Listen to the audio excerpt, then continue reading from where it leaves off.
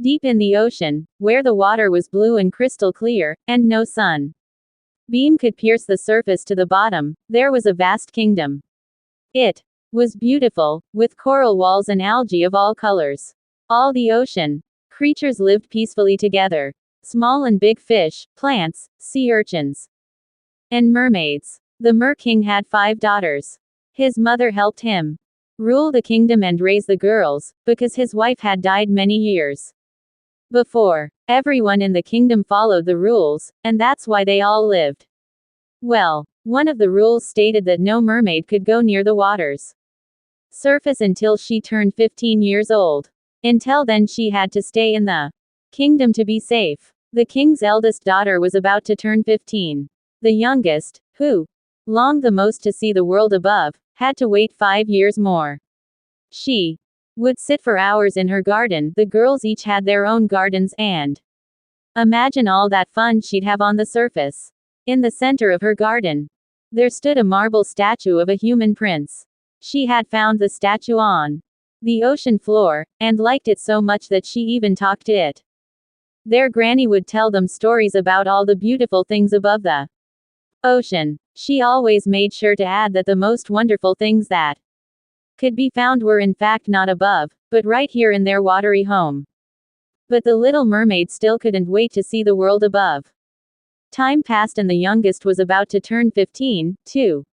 For years she had listened to her sister's stories about what it was like up above.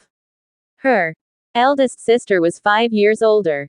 On the day of her 15th birthday, she had returned from the surface with stories of a night sky filled with stars and constellations of the gods. The other sister had seen a magnificent full sunset. The third one had swum toward shore and found tall green trees and towering cliffs. The fourth liked to swim in winter to see large glaciers and walruses. While all the other sisters had started to get bored of that other world, the youngest hadn't even tried it yet. Humans were something she wanted to see the most, and above all to see them walking. As she was wiping tiny algae off her marble statue, she would examine the prince's legs and wonder what it must feel like to have a pair of them. On the day of the little mermaid's first journey to the surface, her grandmother gave her a big hug, put a wreath of flowers on her head for the special occasion, and decorated her tail with exquisite pearls. "Oh, you've grown up so fast, my little girl," said her father. She just smiled back at him as it felt to her as though it had taken ages for that day to come. "Look how beautiful you are," her grandma said, putting the last pearl on her tail. The little mermaid was all excited.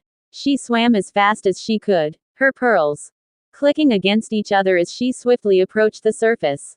She broke through and looked around in amazement for a whole minute before joy swept over her and she started jumping cheerfully out of the water and whooping. Dolphins, hearing her happy laughter, swam over and joined her dancing. It was even better than she'd dreamed. After a while, she noticed a ship and headed for it. Grandma had warned her that the ship might be dangerous, but she couldn't miss the chance to catch a glimpse of a real human being, legs and all. Having got closer, she saw crowds of people on the deck. It looked like a celebration. Carefully she swam around, and she suddenly noticed a little window on her level. Inside, a boy with a crown was sitting in a room, stretching his glorious legs out. She stared, unable to take her eyes off him. He was beautiful, and he looked exactly like the prince statue in her garden. The little mermaid stayed, watching the party unfold. A good spirit was in the air. But at midnight, under a dark sky, they shot off fireworks. The little mermaid ducked under the water to hide as she'd never seen anything like that before. When she peeked back up, she saw the most beautiful colors and patterns, like the humans were creating their very own constellations. Then, suddenly, the sky clouded over and a bolt of lightning struck. A storm was starting. At once, waves crashed against the ship, which was barely standing in the strong wind. Another strike of lightning broke the main mast in two. Water splashed over the deck and the raging sea split the ship in half. The ship was a wreck, and the people were scattered all around in the dark churning. Water. The little mermaid was terrified, but still wanted to save the prince. Without a thought she swam through the wreckage. And when she found him, she took him in her arms and carried all the way to the shore. She put her head to his chest. He was still breathing. Sadly, knowing well that she couldn't stay out of the water, she gently kissed his forehead and hid behind a rock. She kept an eye on him from behind the rock until dawn. Then a group of people came and found him. One of them happened to be very pretty princess. As soon as the prince opened his eyes and saw her, he smiled warmly and said, "My angel, you saved my life. I will be grateful to you until my last breath." The little mermaid felt sorrowful.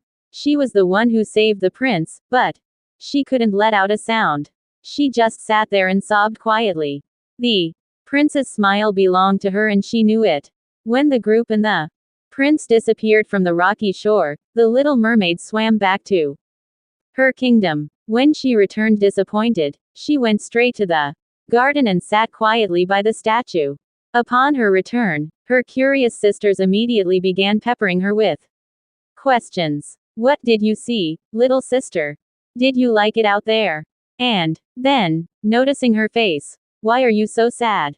At first she didn't want to reveal to her sisters the truth, but the little mermaid trusted them. They were very caring, and it was a relief to tell them.